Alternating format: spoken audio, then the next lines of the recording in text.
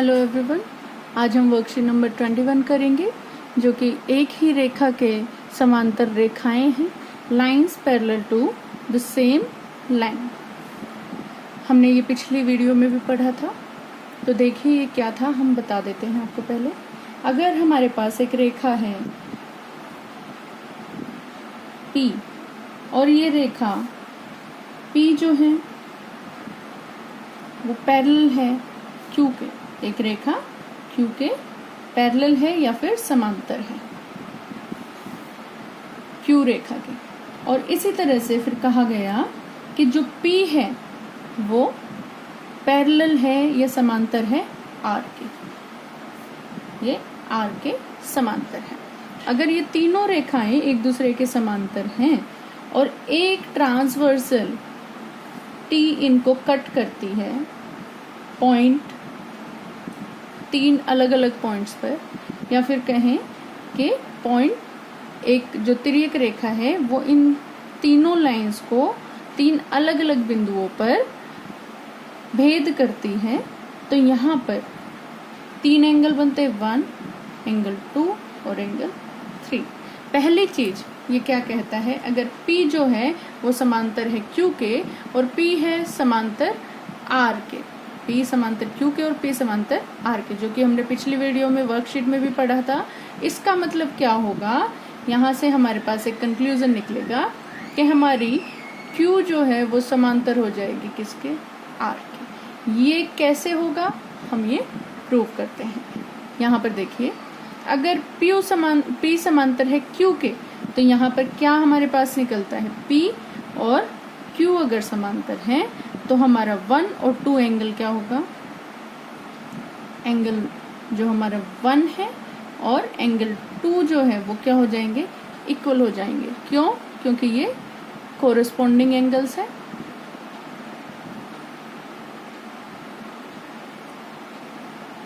या फिर इनको हिंदी में बोले तो ये संगत कोण है।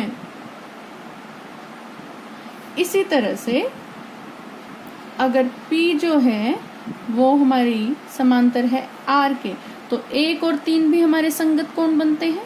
1 जो है वो बराबर है किसके, 3 के।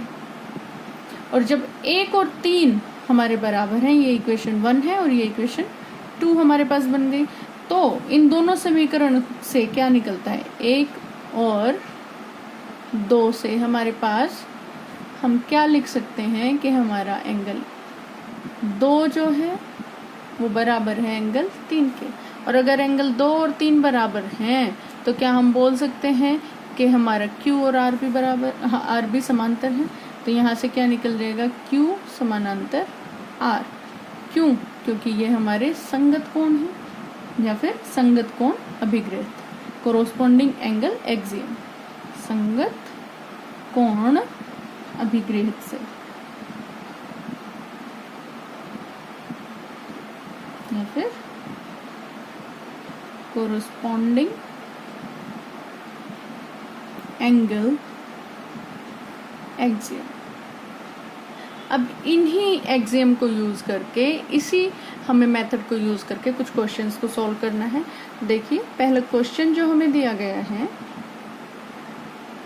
वो है कि हमारे पास PQ एक रेखा दी है और एक रेखा हमारे पास RS दी है, PQ RS, और इस पर कुछ इस तरह से एक पॉइंट बनाया जा रहा है।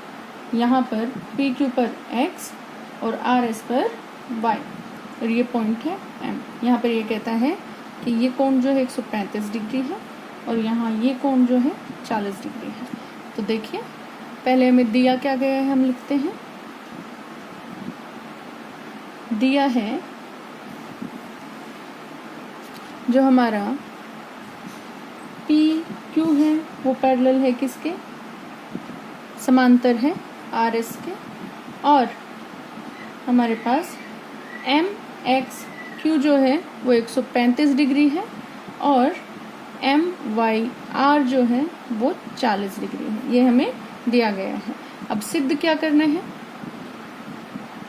सिद्ध करना है हमें कि एंगल XMY हमारा क्या है ये हमें फाइंड आउट करना है। देखिए कैसे फाइंड आउट करेंगे आप एक्स एम वाई को। पहले आप एक रचना करेंगे और रचना हमें करनी है कि हम एक लाइन ए बी जो है वो ड्रॉ करते हैं किसके पैरेलल, पी क्यू और आर एस के पैरेलल। रेखा ए बी खींचो जो ए बी पैरेलल हो पी क्यू के और साथ ही ए बी जो है वो पैरेलल हो आर एस के। ये दोनों के साथ क्या होगी, समांतर रेखा हम एक खींचेंगे। इसके बाद देखिए हल हमें करना है, तो यहाँ पर हल हमारे पास क्या होगा, जब हमारे पास ए बी जो है वो समांतर हो पी क्यू के, तो आप क्या बोल सकते हैं कि हमारे पास ये एंगल x हम मानते हैं और ये हम y मानते हैं। x जो है वो समांतर वो x जमा 135 क्या होगा, तो हमारे पास एंगल QXM जमा एंगल x जो है वो 180 डिग्री के हो जाएगा। क्यों होंगे ये 180 डिग्री, क्योंकि जब दो रेखाओं को एक ट्रांसवर्सल या एक तिर्यक रेखा काटती है, दो पैरेलल लाइंस को एक ट्रांसवर्सल काटती है या फिर दो रेखाओं को एक तिर्यक रेखा काटती है, तो उनकी एक तरफ बने सेम साइड पर बने हुए दोनों एंगल्स का योग क्या होगा, 180 डिग्री होगा। तो हम इसमें क्या लिखेंगे, angles on same side of transversal या फिर तिर्यक रेखा के एक और बने कोण। इसी के साथ हमारे पास सिमिलरली क्या होगा कि हमारी ए बी जो है वो पैरेलल है किसके, आर एस के। तो इसका मतलब क्या होगा कि हमारा एंगल एम वाई एस जो है और जमा एंगल वाई जो है वो क्या होगा, 180 डिग्री होगा। ये नंबर 1 डाल लीजिए और ये नंबर 2 डाल लीजिए समीकरण। तो समीकरण 1 से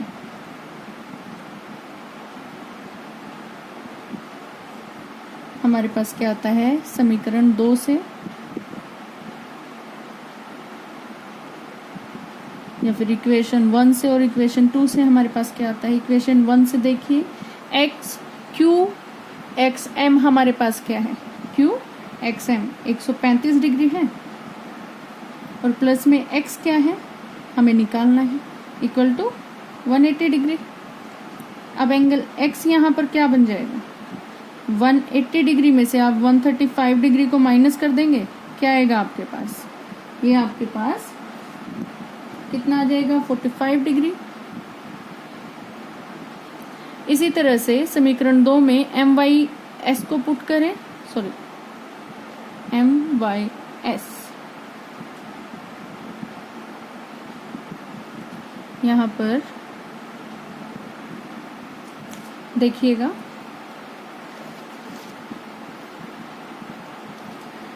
अगर ये दोनों पैरेलल लाइंस हैं, ये समांतर रेखाएं हैं, तो y जो है वो किसके बराबर हो जाएगा, एम वाई आर के बराबर हो जाएगा। तो यहाँ पर हम लिखेंगे ए बी जो है वो पैरेलल है आर एस के, तो ये क्या इम्प्लाई करता है कि एंगल y जो है वो किसके बराबर होगा, एंगल एम वाई आर के बराबर होगा। क्यों बराबर होगा, क्योंकि ये हमारे एकांतर कोण है या फिर ऑल्टरनेट एंगल्स हैं या फिर एकांतर कोण।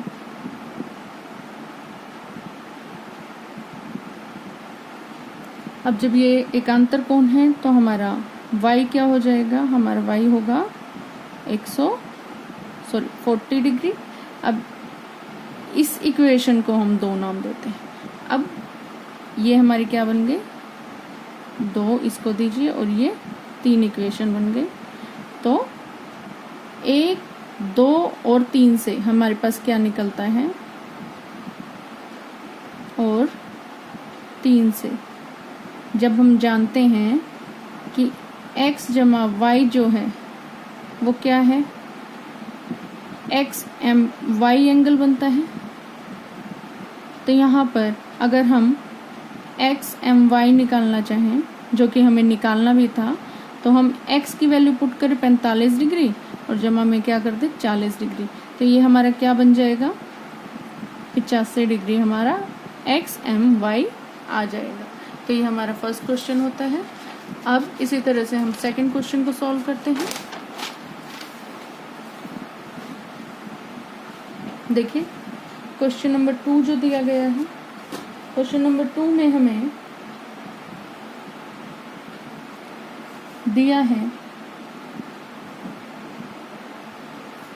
ए बी जो है वो पैरेलल है सी डी के और सी डी जो है वो पैरेलल है ई एफ के। ये दोनों समांतर हैं और y रेशो z दिया है 3:7, y अनुपात z जो है 3:7 दिया गया है। और आपको जो चित्र या फिर आकृति दी गई है वो कुछ इस तरह से है। 3 रेखाएं हैं, ए बी जो है वो सी डी के समांतर है और सी डी जो है ई एफ के समांतर है। और यहाँ पर एक तिर्यक रेखा या ट्रांसवर्सल है जो कि एक एंगल x बनाती है, एक y बनाती है और एक एंगल यहाँ पर z बनाती है। देखिए इसे हम किस प्रकार से हल करेंगे।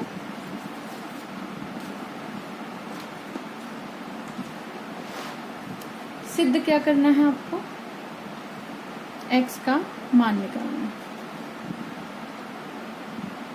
सिद्ध करना है कि x क्या है, ये आप हमें निकाल कर बताइए। ये क्वेश्चन में दिया गया है। इसके लिए अब हमारा हल क्या होगा, देखिए पहले एंगल डी क्यू आर जो है वो किसके बराबर हो जाएगा।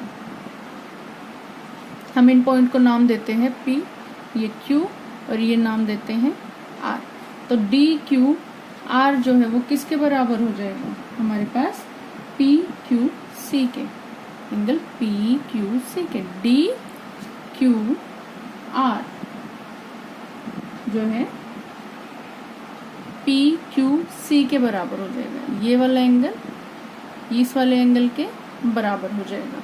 क्यों बराबर होगा, क्योंकि ये तिर्यक रेखा के एक ही हो, ये दोनों क्या है, शीर्षाभिमुख कोण है। शीर्षाभिमुख कोण हमारे बनते हैं।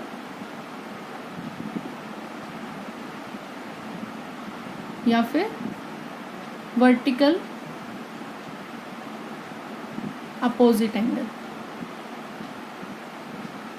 तो ये दोनों बराबर हो जाएंगे और ये बराबर होंगे तो हमारे पास क्या कंक्लूजन निकलता है कि सी डी हमारे पास जो पैरेलल दी गई है ई एफ के पैरेलल दी गई है और ई एफ के पैरेलल है सी डी ई एफ के पैरेलल दी गई है। इसका मतलब ये भी हमारा क्या हुआ, वाई हो गया।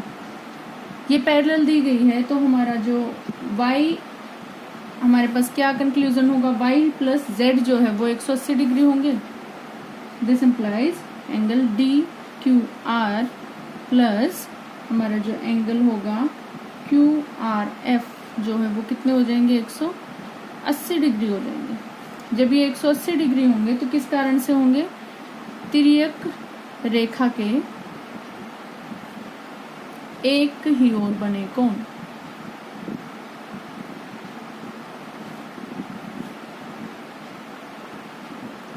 कोण या फिर angles on same side of transversal, side of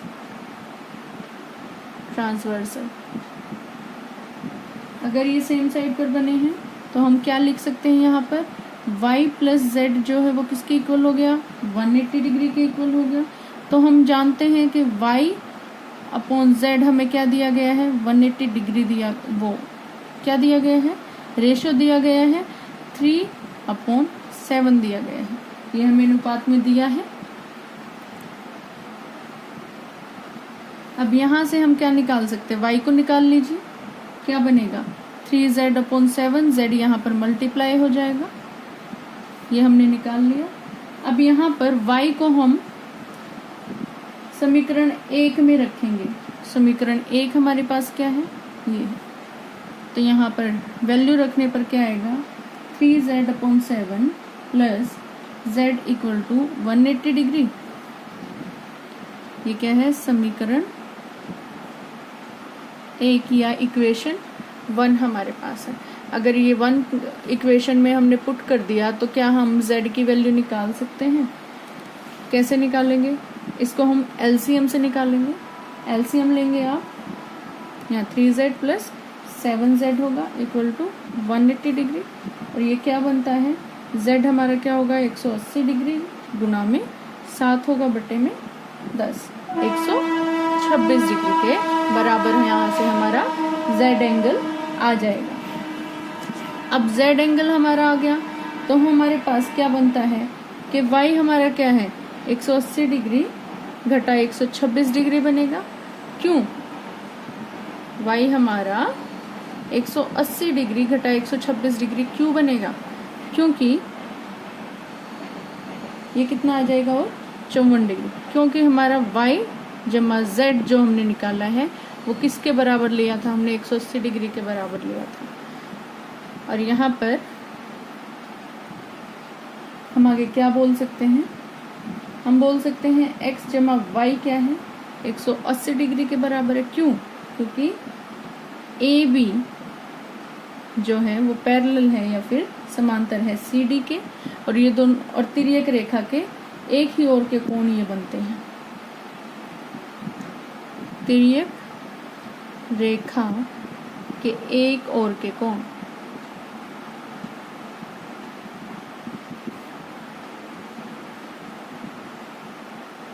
हमारे ये बनते हैं। अब यहाँ पर जब आपके पास y आप निकाल लिए हैं तो y की वैल्यू रखिए x प्लस 54 डिग्री 180 डिग्री, और ये क्या आ जाएगा, x आपका आएगा, x will be 180 degree minus 54 degree, और ये कितना आ गया, ये आएगा 126 डिग्री के बराबर। ऐसे आपका सेकंड क्वेश्चन सॉल्व होता है। आइए थर्ड क्वेश्चन हम करते हैं, क्वेश्चन नंबर 3। और क्वेश्चन नंबर 3 क्या दिया है, आप लिख लें। पहले आपको क्या दिया गया है, दिया है आपको आकृति के अंदर कि हमारा PQ जो है वो पैरेलल है ST के, और एंगल PQR जो है 110 डिग्री दिया है, और एंगल RST हमें दिया है 130 डिग्री। और सिद्ध हमें करना है, सिद्ध करना है कि हमारा एंगल QRS क्या है, ये हमें निकालना है। देखिए आकृति आपको क्या दी गई है, PQ,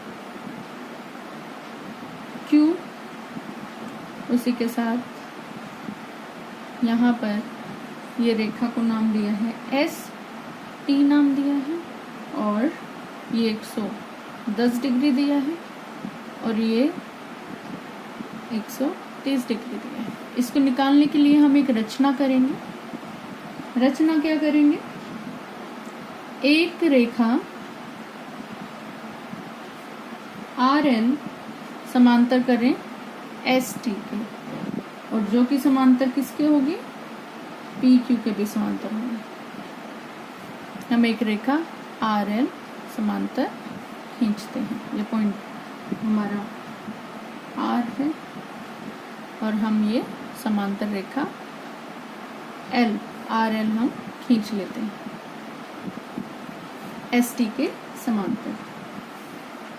अब यहाँ पर हल करें, क्या होगा, देखिए अगर ST जो है वो समांतर है, पैरेलल है RL के, जो कि हमने रचना के द्वारा किया है, हमने बनाया है ये, और यहाँ पर क्या होगा, TSR जो है प्लस SRL किसके इक्वल हो जाएगा, 180 डिग्री के।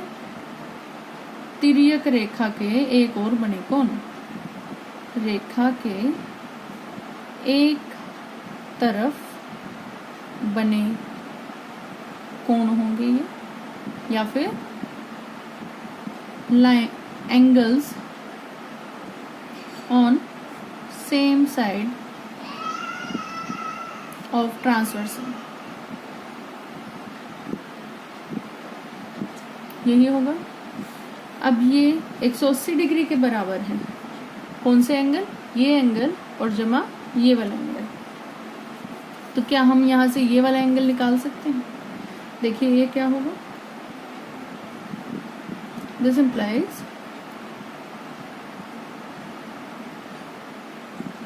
एंगल हमारा SRL जमा में TSR की जगह 130 डिग्री रखी और ये 180 डिग्री, तो यहाँ से SRL क्या हो जाएगा, 180 डिग्री घटा 130 डिग्री जो कि हमारा आएगा 50 डिग्री। अब PQ जो है पैरेलल है ST की, ये हमें दिया है, और ST जो है वो पैरेलल है RL के, ये हमने रचना की है। तो इन दोनों से क्या ये निकल आएगा कि PQ पैरेलल है RL के। हम जानते हैं जब एक रेखा किन्हीं दो अलग अलग रेखाओं से पैरेलल होगी तो वो आपस में क्या होंगी, पैरेलल होंगी या फिर वो समांतर होंगी। तो यहाँ पर हम क्या बोल सकते हैं कि PQR जो है वो बराबर है QRL के। क्यों बराबर है?